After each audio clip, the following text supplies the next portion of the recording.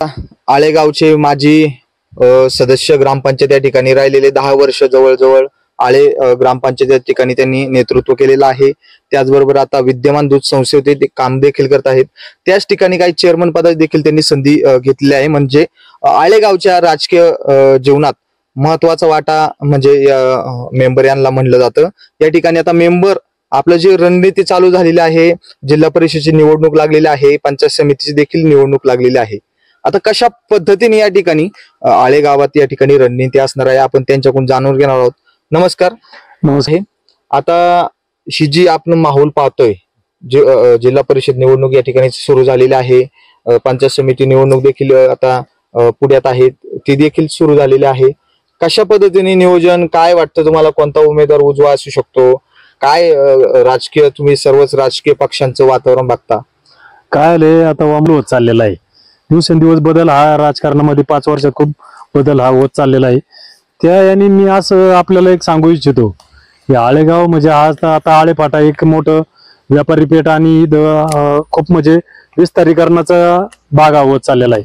त्याच्यामुळं आणि या आडगावचं नेतृत्व करणारा हा जो व्यक्ती आहे, हा मला आमच्या माहितीनुसार म्हणजे एक चांगला उच्च शिक्षित असावं, निर्व्यसनी व्यक्तिमत्व असावं, जेणेकरून हा प्रत्येकाच्या सुखदुःखामध्ये सहभागी होण्यासारखा असावा आणि जास्तीत जास्त शेतकऱ्यांच्या हिताचे निर्णय, गोरगरिबांच्या हिताचे निर्णय, महिला वर्गाचे हिताचे निर्णय, सगळ्या स्कीमा त्यांनी महिला वर्गाच्या असो, शेतकरी वर्गाच्या असो, ह्या सगळ्या ज्या लाभाच्या योजना आहेत ह्या त्यांनी पोहोचवल्या पाहिजेत.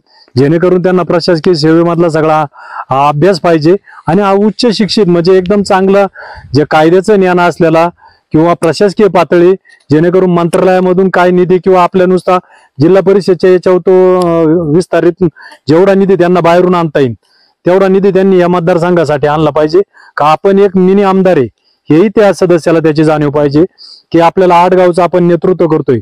आडगावातले प्रमुख व्यक्ती म्हणून जिल्हा परिषद सदस्य म्हणून पद आहे, हे त्यांना म्हणजे मिरवायचं पद म्हणून माझ्या दृष्टीने असं वाटतं की ते पद असं आहे की ते नुसतं मायको मिरवायचं किंवा मायको सांगण्याचं पद नाहीये.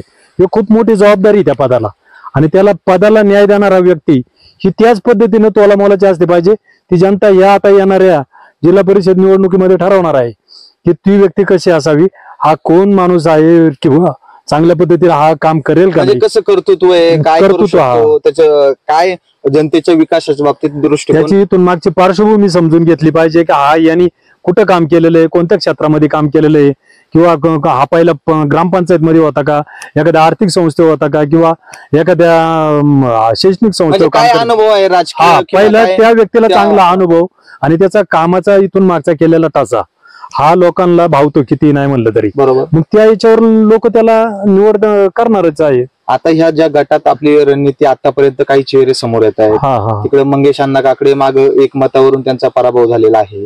त्याचबरोबर मयूर पवार असतील, त्याचबरोबर आता ऍडव्होकेट तुमच्याच गावचे उमेदवार तुम्ही म्हणताय का या ठिकाणी ऍडव्होकेट विजय कुराडे यांचं देखील एकदम वातावरण सुसाट सुटलेलं आहे. कशा पद्धतीने हे उमेदवारांकडे तुम्ही बघता?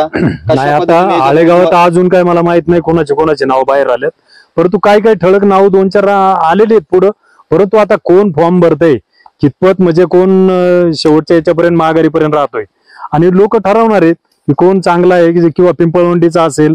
मंगेश अण्णांनी म्हणजे लोकांच्या सुखदुःखामध्ये सहभागी आहेत, बरोबर, परंतु त्यांनी काय म्हणजे अजून विकास कामाच्या याच्यात काही तसं त्यांचं आता सत्ता कुठं नसेल असेल, त्यामुळे त्यांचं काय कुठं काम काही दिसलेलं नाही. परंतु लोक त्यांचाही स्वीकार करू शकतील किंवा आळ्यातल्या व्यक्तीचा स्वीकार करतील. नाही, मंगेश अण्णांचं काम दिसलं नाही म्हणजे कसं होतं ते आता सत्तेत त्यांना कुठं जर स्थान म्हणजे विकासाच्या बाबतीत मी बोलतो की त्यांना कुठं म्हणजे काही विकास कामात किंवा लाभाच्या योजना काही देता नाही. मंगेश अण्णा प्रत्येकाच्या सुखदुःखात आहे, सगळ्या गोष्टींमध्ये येत आहेत, पाहुणचार करतायत आणि ते विकासाच्या बाबतीत तुमच्या दृष्टीने कुठेतरी कमी पडतं. हा, कमी म्हणजे त्यांना आता त्या याच्या पातळीविषयी जे आपलं प्रशासकीय याच्यातून काही निधी वगैरे असं तसं मांडता नाही आलं किंवा कुठून काही त्यांनी आणलं नाही, विकास काम दिसलं नाही. जसं आता आमच्या सारख्याला काही पदाची गरज नाही, परंतु कुठे कोणत्याही कानाकोपऱ्यात जाऊन काही कुठून काही महिलांच्या काही शेतकऱ्यांच्या दृष्टीने असो किंवा विकासाच्या महिलांच्या दृष्टीने असो किंवा कृषी विभागाच्या दृष्टीने असो, शेतकऱ्यांना जे जे देता येईल ते आम्ही कसा प्रयत्न करत असतो. आम्हाला काही पदाची तशी गरज नाही कुठं काही काम करण्याची, परंतु जे मिळेल ते असं म्हणजे त्यांनी त्या बाबतीत थोडेसे कमी पडलेत.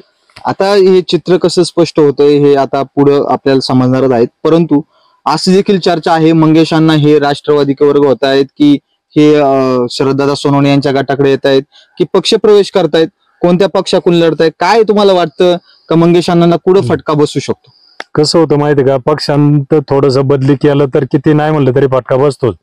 की मागचे काही त्यांच्या बरोबर सहकारी असतात ते नाराज होतात, दुसऱ्या पक्षात गेल्यावर त्यांना वाटतं आम्ही होतो रेसमध्ये स्पर्धेत होतो पण हे पाहुणे आल्यामुळे यांना तिकीट मिळणार असंही होतं. मग त्याच्यामुळे थोडस गटागटांमध्ये नाराजी होते आणि जे पहिल्या पक्षात आहेत ते तिकडे गेल्यावर ते म्हणणार नाही आपल्याला सोडून गेले, मग अशा याच्यात ते फटका थोडासा बसतो. तुमचा दृष्टिकोन जसं आढळराव पाटलांनी पक्ष प्रवेश केला तो फटका त्यांना बसला किती नाही म्हणलं तरी होऊ शकतं का? होऊ शकतं ना, होतच आहो, ते दिसतंय बरोबर ना, त्याचं नाही सांगतायत काही. लोक काय आजकाल मतदार एवढा सुज्ञ झालेला आहे ना, त्यांचं काय म्हणजे मंगेश अण्णाला एक तोडीस-तोड उमेदवार म्हणजे ऍडव्होकेट विजय कुराडे या ठिकाणचे आहेत.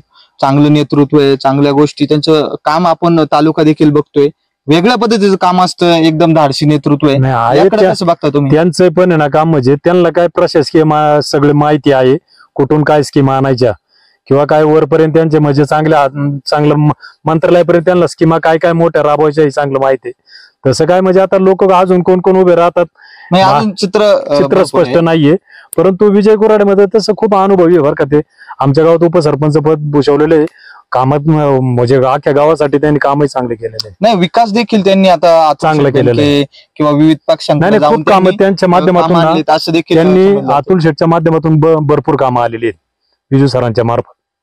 आणि त्यांनी वैयक्तिकही तसं म्हणजे आळेगावात जे जे काय विकास कामं ग्रामपंचायत मार्फत लोकांना देता येईल ना, भरपूर कामं झालेली आहेत. आता विजू सर तुमच्या चेहऱ्यावरून समजते की विजू तो उमेदवार उच्च शिक्षित पाहिजे. आता ह्या ज्या तुलनेत आहे हा उमेदवार फक्त उच्च शिक्षित विजू कुराडे यांच्याकडे पाहिलं जातं, बरोबर. आता विजू सरांचं वातावरण या भागात कसं असणार आहे?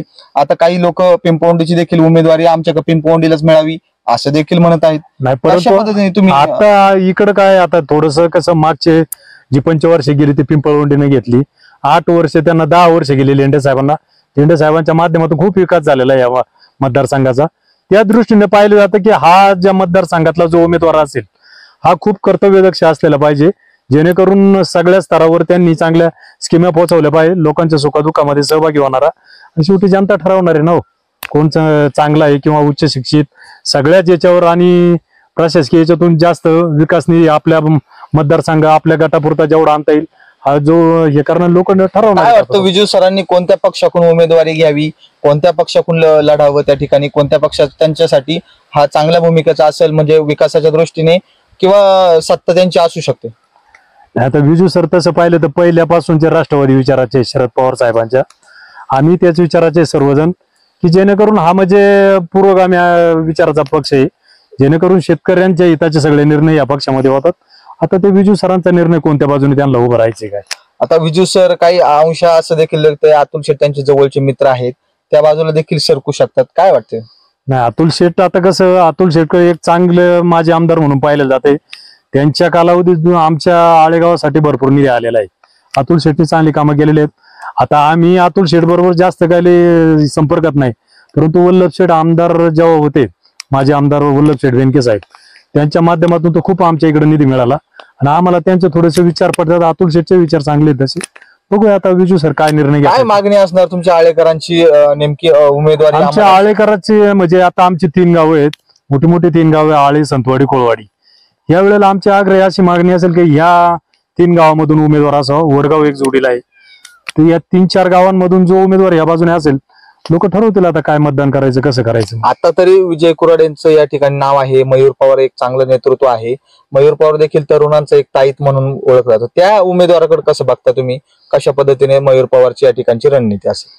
नाही, आता त्यांचं म्हणजे मला काय ते जास्त परिचयातले नाही, काय आता जास्त नाही मी सांगू शकत, परंतु म्हणजे आता त्याही गावातून उमेदवारी मागणारच ना, मोठं गाव आहे ते सुद्धा, का नको मागायला त्यांनी पण. आता पहिले लेंडे साहेब होते, आता त्यांनी मागणी करणं रास्त आहे त्यांची मयूर पवार. आता लेंडे साहेब थांबतायत असं देखील समजलं जाते. लेंडे साहेब कोणाला पाठिंबा देणार आहेत, काय तुमच्या जुनी आता तुम्ही त्या ठिकाणचे प्रचार देखील त्यांचा केलेला आहे, कशा पद्धतीने ही रणनीती असू शकते, लेंडे साहेब कुणाच्या मागे उभे राहतील काय वाटतं? आता ते शेवटी लेंडे साहेब त्यांचा ते निर्णय घेतील ना, मग त्यांचा गावचा उमेदवार जर राहिला तर ते त्यांच्याकडे थांबतील, किंवा इकडला जर पक्षाचा असला तर हे शेवटी त्यांच्या मनावर आहे ना. म्हणजे आता मंगेश अण्णा ज्या पद्धतीने त्यांनी प्राथमिक पाठिंबा दिला त्या पद्धतीने काम असेल असं तुम्हाला वाटतं का? काय असू शकतं ना तसं आता त्यांचं, किंवा पक्षातून इकडून जर उमेदवार उभा राहिला तर आता शेवटी त्यांचे विचारसरणी काय आता कोणाला माहिती. आता त्या ठिकाणी विजय कुराडे असतील, हे बाकीचे यांचे देखील गुण चांगले गायले गेलेत, म्हणजे नक्कीच संधी उपलब्ध झाली तर विजू सरांना देखील चांगलं मदत करणार असं लेंडे साहेबांनी सुद्धा सांगितलेलं आहे. नाही सांगितलं जरी असेल शेवटी काय, पण आता इकडला मतदारसंघ आमचा म्हणजे 3-4 गावं जे आहेत ते ठरवतेला विजू सरांच्या बाबतीत तसं म्हणजे कामाच्या बाबतीत तर चांगलेच आहेत, आणि प्रशासकीय सगळं त्यांना माहिती आहे. सगळे आज म्हणजे त्यांच्या पक्षातले जे वरिष्ठ नेते त्यांच्यापर्यंत त्यांच्या चांगल्या ओळखी आहेत, कुठून काय निधी आणायचा हे सुद्धा त्यांना चांगलं. विकासाच्या बाबतीत विजू सर एकदम प्लस राहतील त्या विकासाच्या बाबतीत आहेत. त्याचप्रमाणे लोकांच्या सुखदुःखात आणि चांगल्या पद्धतीचं कायदेशीर त्यांना ती माहिती पण आहे. त्या दृष्टीने म्हणजे लोकांना कोणता विषय कसा हाताळायचा त्या पद्धतीने ते मापात त्या विषयाला हात घालून ते खेचून आणतात. बरोबर आहे, आहे विजू सरांच्या बाबतीत आहे तसं. पण पाहूया आता काय विजू सरांचे बाकीचे अजून चेहरे नाव येतात पुढे, आता काय काय तरी 3 नावं चेहरे आहेत. मला काय अजून माहित नाही नेमकं कोण कोण नाव पुढे येतात, काय काय आता नाव ऐकून येत पण अजून भरपूर दिवस आहे त्याला. पाहूया काय होते आता. काय शुभेच्छा उमेदवारांना, काय शुभेच्छा द्याल, कशा पद्धतीने लढा, कशा पद्धतीने मैत्रीपूर्ण लढत करा, कशा पद्धतीने शुभेच्छा द्या? जे आता कोणी पण जे उमेदवार राहतील त्यांना भरपूर शुभेच्छा तर राहणारच आहेत आमच्याकडून, परंतु त्यांनी आता जे जे उमेदवार उभे राहणार त्यांनी एकच ध्येय डोक्यात ठेवावं की आपला मतदारसंघ कसा पुढे नेता येईल, लोकांना गोरगरीब जनतेपर्यंत कशी कामं करता येईल. एकतर इकडं आता काय झालंय का हा आळे संतवाडी कोळवाडी आपली सगळा हा गट आहे आमचा, हा बिबट्या प्रवण क्षेत्रामध्ये येतो, जास्त येतोय. जास्तीत जास्त कसं इथं म्हणजे बिबट्या प्रवण क्षेत्रामध्ये राहून लोकांना कसं निर्भय जास्त राहता येईल असं थोडंसं प्रयत्न केला पाहिजे. बिबट्याचा विषय घेतला म्हणून या ठिकाणचा आपत्ती देखील म्हणजे घोषित झालेला आहे, तालुका देखील आपत्ती घोषित झालेला आहे. आता विजू सरांनी एक पक्षविरहित एक आव्हान देखील केलेलं आहे, पक्षविरहित बाबा सर्वांनी एकत्रित या, आपण दिल्लीला त्या ठिकाणी धडक देऊ, त्या पद्धतीने तुमच्या नेणे आणण्याचा खर्च देखील मी करतो, त्या पद्धतीने नियोजन करून उज्ज्वल निकम साहेब यांच्या माध्यमातून त्या ठिकाणी सरकारकडून काहीतरी ठोस निर्णय घेण्याची त्यांची भूमिका आहे, त्याकडे कसं बघता तुम्ही? नाही आता जर म्हणजे यासाठी जर तालुका जर एकत्र झाला तर नक्कीच पाऊल उचलले जातील. आपले आमदार शरददादा सोनवणे असतील किंवा माजी आमदार अतुलदादा बेनके असतील, यांच्या माध्यमातून नक्कीच हे पाऊल उचललं पाहिजे की बिबट्या आणि मानव यांचा जो संघर्ष तयार झालाय ना, याला काहीतरी नक्कीच पर्याय संपवला पाहिजे, हा कुठेतरी संपवलाच पाहिजे. याच्यासाठी दिल्लीपर्यंत नाही, सगळ्यांनी तसं पाहिलं तर या बिबट्या प्रमुख क्षेत्रात आपल्या तालुक्याने नक्कीच त्यांना पाठिंबा देऊन आपण सहकार्य केलं पाहिजे. बिबट्यासाठी प्रत्येकाने पुढे झालं पाहिजे की हा बिबट्या हा त्रासदायकच आहे सर्वांना, आणि याची संख्या ही वाढतच चाललेली, दिवसेंदिवस वाढणार आहे. त्याच्यामुळे काय बिबट्या हा कमी होणारा नाही. लहान मुलं असतील किंवा पाळीव जनावर असतील, सर्वांना त्रासदायक आहे बिबट्या.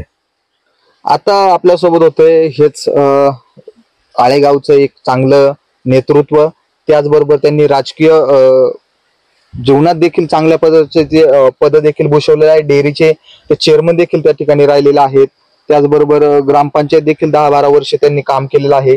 त्याचबरोबर आता विद्यमान दूध संस्थे देखील ते काम करत आहेत. कशा पद्धतीने या परिसरात रणनीती असू शकते, कशा पद्धतीने उमेदवार उजवा की डावा आणि उमेदवार हा उच्च शिक्षित हवा, या गोष्टीवर ते भर देत आहेत.